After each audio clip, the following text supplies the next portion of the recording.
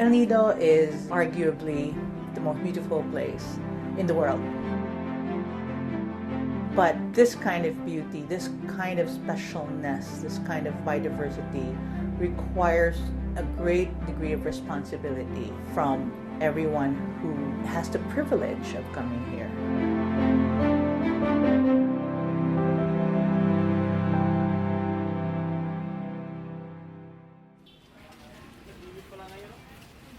Located at the northern tip of the western Philippine province of Palawan, the town of El Nido has a reputation for being a top island destination in the world.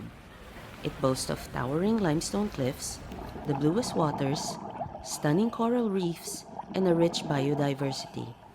It's been described repeatedly as silent sentinels jutting out of turquoise waters. And then you come closer and you see that these are not ordinary mountains or islands. These are actually limestone, overgrown by trees.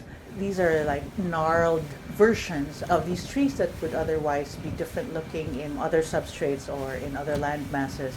A lot of the animal life that you find here have been here for long periods of time. In fact, the limestone cliffs themselves have been postulated by the country's geologists as to be as old as 250 million years, thereabouts.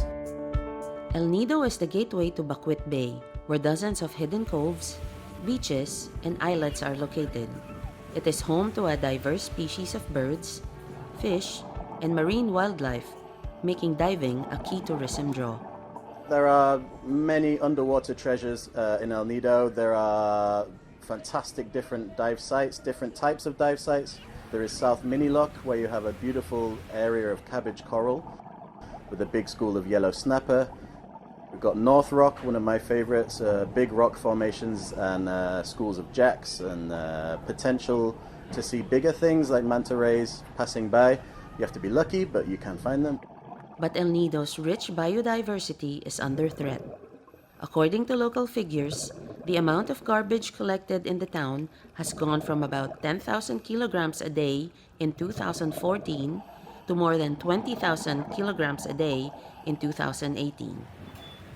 New roads and better access to this destination have increased tourist arrivals by 15% annually in the past 8 years. When we started living here in 1999, when people asked us, how long does it take to get to El Nido from Puerto Princesa? And we would say, well, between 12 to 48 hours. All that has changed, and now you could, on a very fast van, make a road trip from Puerto Princesa to El Nido for maybe 4 hours, or sometimes even less.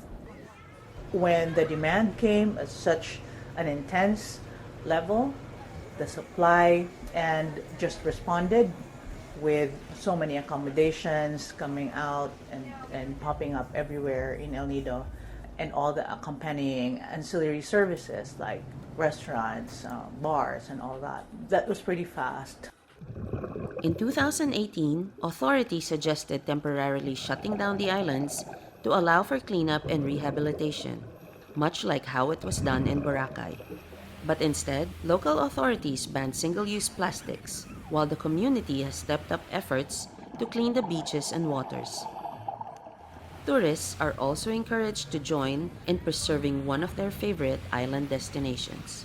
Everybody just needs to keep following the rules for sustainable everything, basically. Water treatment, where the sewage goes, what you do with your trash, waste management. Also to respect the bay itself, but we are slowly getting there now, which is great. Fingers crossed for the future, we won't have any troubles, basically, because it's paradise right now, and we don't want the normal human effect of people coming and making it not so much paradise anymore.